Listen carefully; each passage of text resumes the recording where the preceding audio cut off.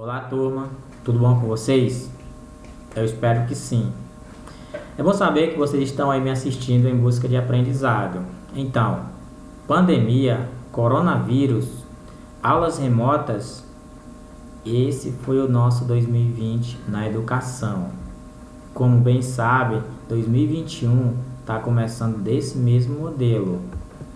Mas, pessoal, a educação ela não pode parar e a gente tem que se virar como nós podemos.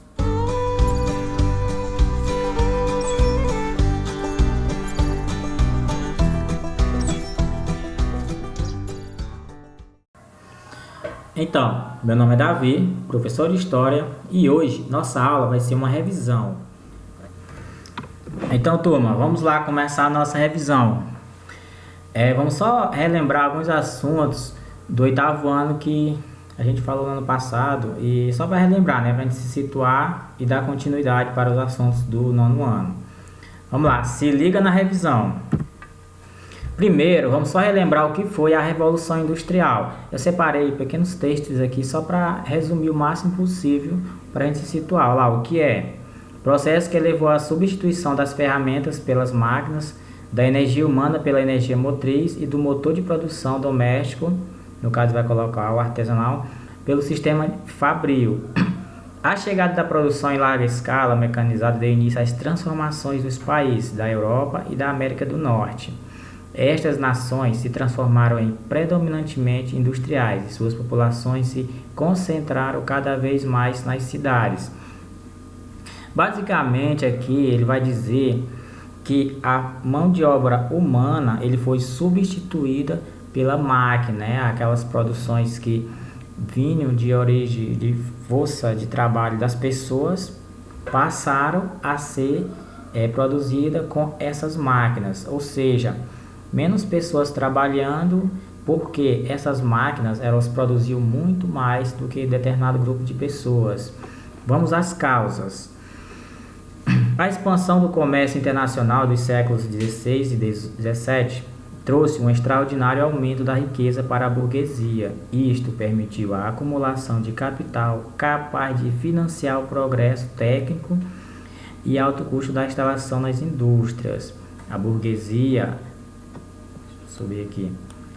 fortalecida e enriquecida passou a investir na elaboração de projetos para aperfeiçoamento das técnicas de produção e na criação de máquinas à indústria. Logo, verificou-se que obtinha maior produtividade se aumentavam os lucros quando empregavam máquinas em grande escala. Como assim? Ele vai destacar aqui que o motivo do surgimento dessas máquinas foi de origem burguesa, né? Porque esse pessoal é o que tinha um recurso financeiro na época. Eles juntaram todo aquele dinheiro que eles estavam acumulando, como ele destaca aqui, no comércio internacional do século XVII, e investiram nessas máquinas, né? Nesses projetos que visavam ter um lucro ainda maior, né? Por isso que eles viram essa ideia como boa para os negócios e decidiram investir. Olha o que ele vai destacar lá embaixo, que verificou-se que obtinha maior produtividade se aumentava os lucros quando empregavam máquinas em grande escala. Produziu, investiu naquele projeto de máquina, viu que dava certo, investiu para produzir mais e mais máquinas, ou seja, quanto mais máquinas, maior a produtividade. Só que a gente vai ver também que essa teve o lado bom e também teve alguns lados negativos. Vamos ver as consequências. Ao longo do caminho de descobertas e invenções, foi uma forma de se distanciar países entre si no que diz respeito ao poder econômico e político. Afinal, nem todos as industrializavam ao mesmo tempo, permanecendo na condição de fornecedores de matérias-primas e produtos agrícolas para os países industrializados. Essa diferença marca até hoje as nações no mundo, que são divididas entre países desenvolvidos e em desenvolvimento. Uma das maneiras de medir se um país é avançado é avaliar o quanto ele é industrializado. Então, o texto ele é bem resumido, ele já está bem claro dizendo essas consequências.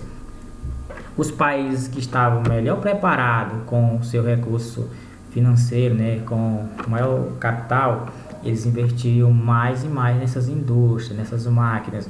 Com isso, o seu lucro era maior.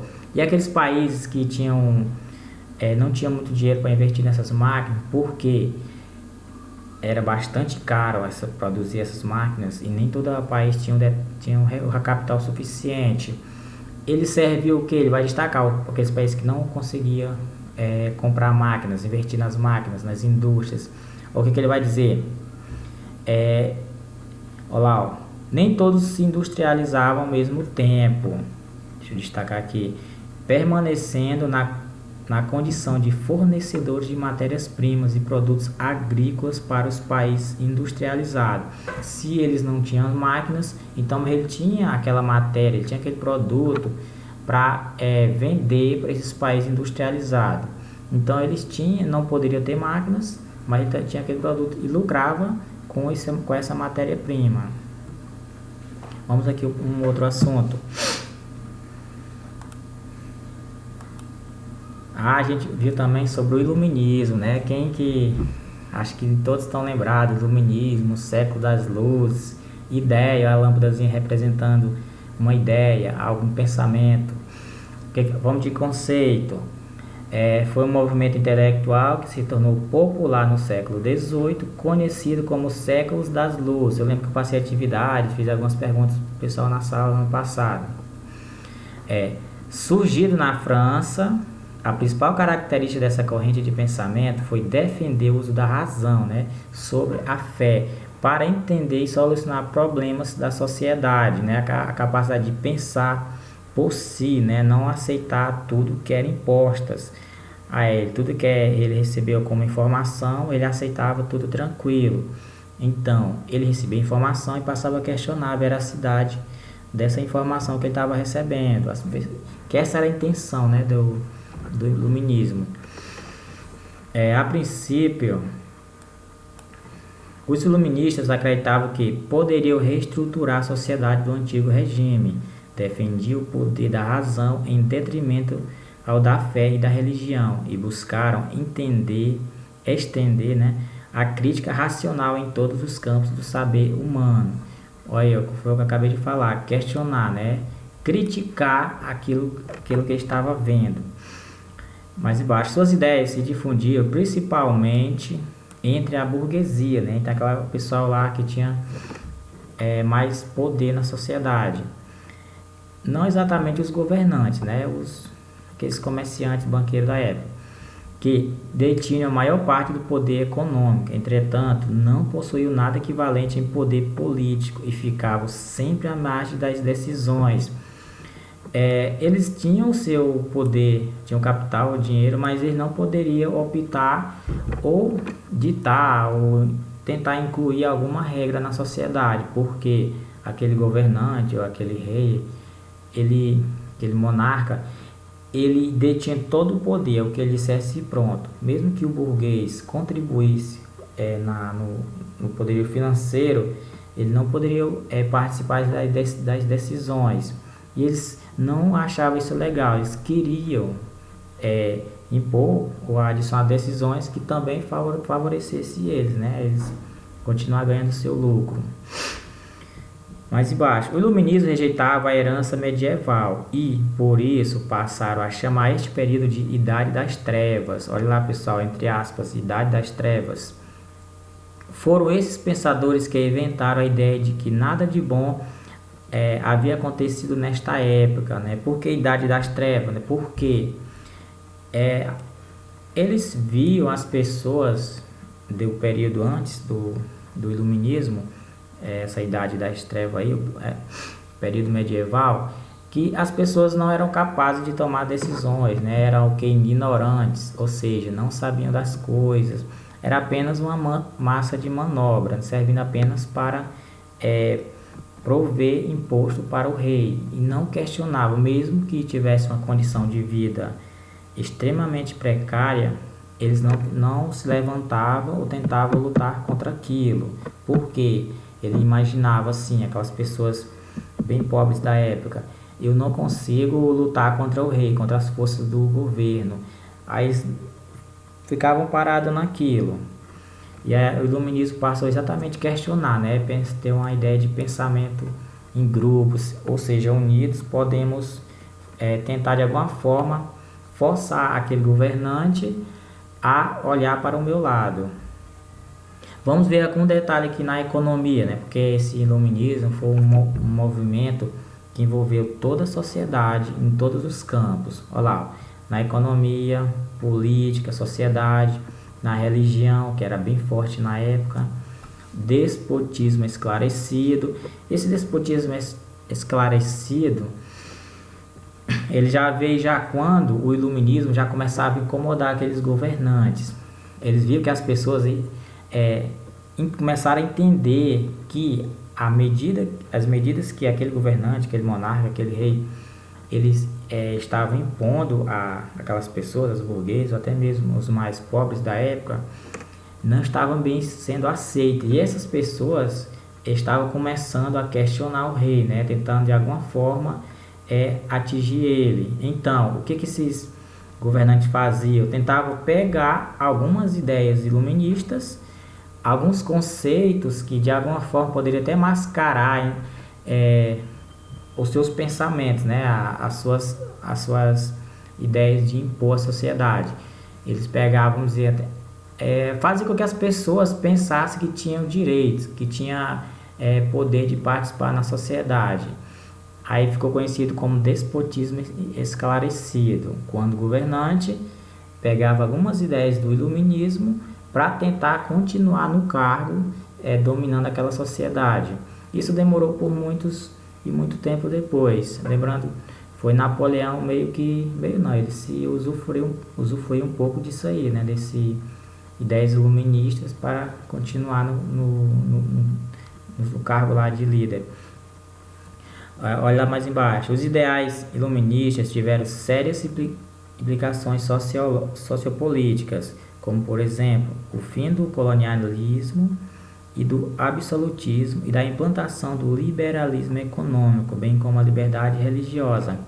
Olha lá, pessoal, algumas mudanças que vindas logo após o iluminismo começar a incomodar os governantes. Ele vai destacar aqui a questão do liberalismo econômico, né? A questão do comércio ter mais liberdade do que antes, né? Que o rei que controlava todo o comércio, ele selecionava determinada empresa para explorar determinada matéria, ficava nessa.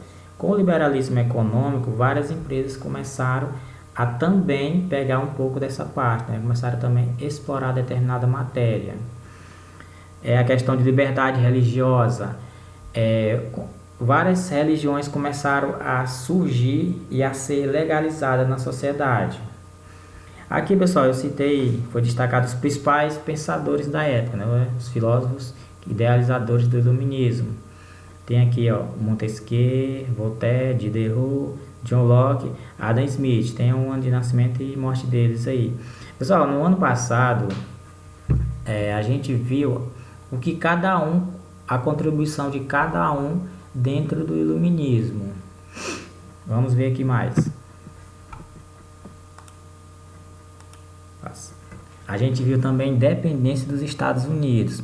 Lembrando que a independência dos Estados Unidos, ela já teve uma certa inspiração lá do iluminismo, né, com aquelas ideias que as pessoas tentavam lutar contra aquele governante ditador, né? Achava que eles não precisavam dessas ideias, eles eram capazes de se sobressair de forma individual como nação, não precisando de uma determinada nação controlar ela. No caso aqui, os Estados Unidos, antes dele ser Estados Unidos, antes de surgir esse nome. Vamos ver como se deu isso. Temos aqui a bandeira, o 4 de julho aqui, ó, o feriado deles, enquanto o nosso é 7 de setembro, deles é 4 de julho. Olha lá, a Revolução Americana, também conhecida como Independência dos Estados Unidos, foi declarada pelos colonos em 4 de julho de 1776 e marcou o fim da colonização inglesa sobre as 13 colônias americanas. Ou seja, essa data aqui, 4 de julho de 1776, foi o dia em que os Estados Unidos foi oficialmente desligado da Inglaterra. O dia em que a Inglaterra passou a não ter mais direitos de exploração das terras americanas aqui, né, dos Estados Unidos. O processo de independência dos Estados Unidos manifestou a insatisfação dos colonos com a política exploratória imposta pela Inglaterra a partir da segunda metade do século XVIII. Uma das principais insatisfações desse controle da Inglaterra com os Estados Unidos, no caso aqui eram as 13 colônias, porque a Inglaterra não investia nessas 13 colônias. O único objetivo dela era ir buscar as riquezas e levar para o seu país. Lembrando que isso acontecia também com o Brasil, né? O Brasil era colônia de Portugal. Portugal só vinha aqui, pegava os recursos, pegava todas as riquezas e levava para Portugal, enquanto que não tinha nada de investimento no Brasil. Olha aqui a comparação, como é meio que parecida. A Declaração de Independência das 13 colônias deu início a uma guerra contra a Inglaterra. Durante esse conflito, os ingleses enviaram o que possuíam de melhor.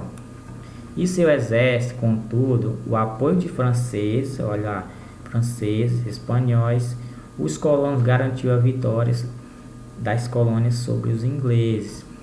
Lembrando, a Inglaterra tinha um poder bélico, um poder militar bastante forte na época. Então, houve a organização americana dos soldados, da sua força militar, para lutar contra a Inglaterra, mas mesmo assim eles precisou de ajuda, né? Olha lá, os espanhóis e franceses tiveram uma parcela nessa ajuda aí, da independência americana. A partir disso, os Estados Unidos consolidaram-se como uma nação republicana, baseada em um sistema federalista que dava grande autonomia para os governos estaduais, ou seja, maior participação dos líderes de seus estados em controlar o país, né? Antes não tinha nada disso, a política era totalmente inglesa, mandava o que tinha que fazer e pronto. A partir do momento que os Estados Unidos se tornou independente, vocês sabem que eles tem as divisões de estados, então cada estado passou também a ter autonomia, né, sobre as leis de sua região. O que mais? Aí voltando aqui para o Brasil, a gente estudou também sobre o primeiro reinado. Vamos ver aqui o que foi, né? Vamos relembrar um pouco. Olha lá, o período se inicia em 1822. Dom Pedro realiza a independência do Brasil em 7 de setembro. Como todo mundo sabe, né? 7 de setembro, antes da pandemia, tinha um desfile para homenagear esse dia. Olha lá, Dom Pedro passa de príncipe regente a imperador em seu período de governo, ficou conhecido como primeiro reinado, 1822 a 1831, a foto de Dom Pedro I aí. Vamos ver um pouco mais. Após ser pressionado pelas cortes portuguesas, espécie de parlamento, ao retornar a Portugal, Pedro percebeu que o único caminho a ser tomado era declarar a independência do Brasil. Assim, em 7 de setembro de 1822, aconteceu o Grito do Ipiranga, por meio do qual o regente declarou a independência do Brasil. Pedro foi então coroado imperador, tornando-se Dom Pedro I. Ele ganhou esse título de Dom Pedro I quando ele recebeu a coroa, né? Antes ele era apenas um príncipe, príncipe regente. Aí ele se tornou o líder máximo do Brasil e aconteceu a sua coroação, e a partir daí ele ficou conhecido como Dom Pedro I. Quando o Brasil declarou sua independência, seus realizadores optaram por instaurar uma monarquia. Veja que não mudou diferente. Monarquia portuguesa. O Brasil se declarou independente, mas continuou numa monarquia. como forma de governo do país. Era um caso único na América do Sul, já que as antigas colônias espanholas nessa parte do continente tinham tornado-se repúblicas. O Brasil aí, com sua independência, ele tomou um caminho assim, meio diferente das outras nações aqui da América do Sul. Na América Latina, além do Brasil, só o México transformou-se durante um curto período de tempo em uma monarquia. Esse período monárquico do Brasil, logo após a independência, começou lá com Dom Pedro I e depois veio no primeiro reinado, Dom Pedro I, depois veio o segundo reinado, Dom Pedro II, filho de Dom Pedro I, e terminou lá em 1889, com a proclamação da República. Mas antes disso, era rei, né? Era monarca que comandava o Brasil. Vamos ver um pouco mais como era o poder nessa época, né? O Brasil se tornou independente, mas não era tão livre assim. Olha lá, uma organização de como o Brasil ficou organizado politicamente no primeiro reinado. Esse livro aqui, principal que eu coloquei, foi a Constituição, né? A lei máxima que o Brasil tinha que seguir. Foi criada por várias confusões, vários adiamentos, várias críticas sobre a construção dessa lei, né? Que seria a Constituição. No caso, a primeira Constituição do Brasil. Eu coloquei ela aqui em destaque. Eu vou destacar um ponto aqui nessa foto aqui do lado. Os poderes, como que ficou? Ó, o poder legislativo, todo mundo sabe, tem hoje, né? Tem o poder judiciário, também temos hoje. Poder executivo, se for trazer para hoje, seria o que? O presidente, o líder máximo. Só que nesse primeiro reinado, no período do governo de Dom Pedro I, tinha um poder diferenciado. Olha lá, poder executivo, o líder era o imperador, Dom Pedro I. Só que os poderes eram 3. Só que existia um poder maior, poder que mandava nos outros, o que é chamado poder moderador. Lembrando que esse poder moderador não existe hoje, né? Só ficou lá no legislativo, executivo e judiciário. E na época tinha, porque ele queria impor, por mais que tivesse essa divisão de poderes, ele ainda queria ser aquela pessoa que mandava, que se alguma coisa estivesse incomodando o seu governo, ele ia lá mandar tirar determinado político na época para não afetar o seu governo, o andar do seu governo.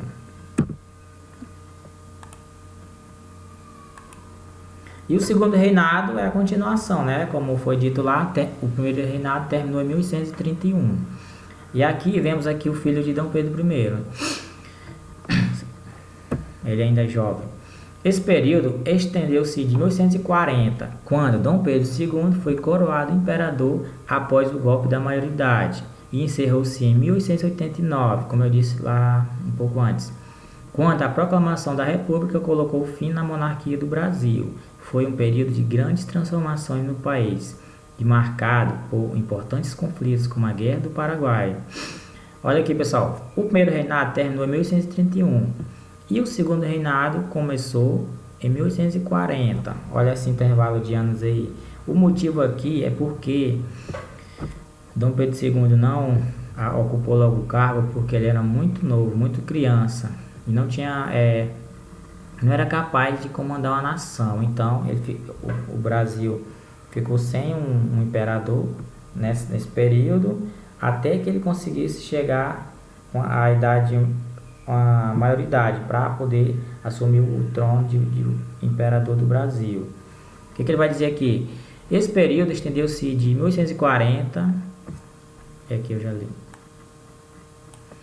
Por fim da política brasileira, um último importante destaque a ser mencionado é o que ficou conhecido como parlamentarismo às avessas.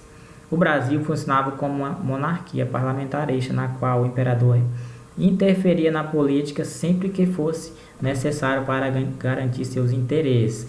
A questão aqui do poder moderador.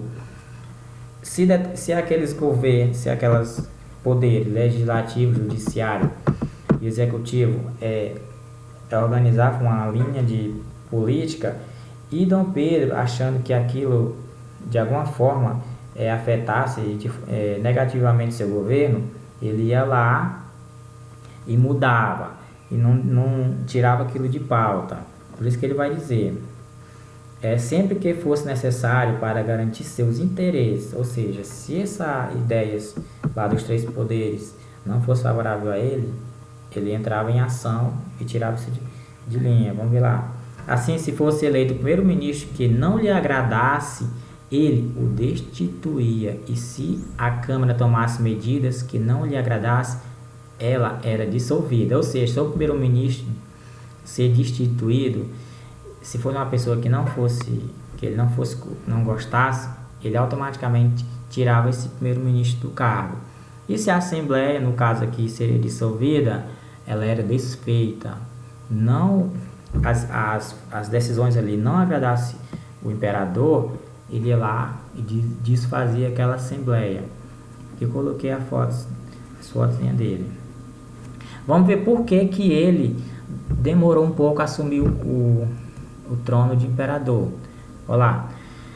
Com apenas 5 anos de idade, Dom Pedro II deu início, dia 7 de abril de 1831, ao reinado de 58 anos do Império do Brasil. Ele ficou no posto até sua deposição em 1889, quando ocorreu a proclamação da República. Dom Pedro II tornou-se o imperador após a abdicação do pai, Dom Pedro I, que deixou o trono e retornou a Portugal. Vamos ver mais.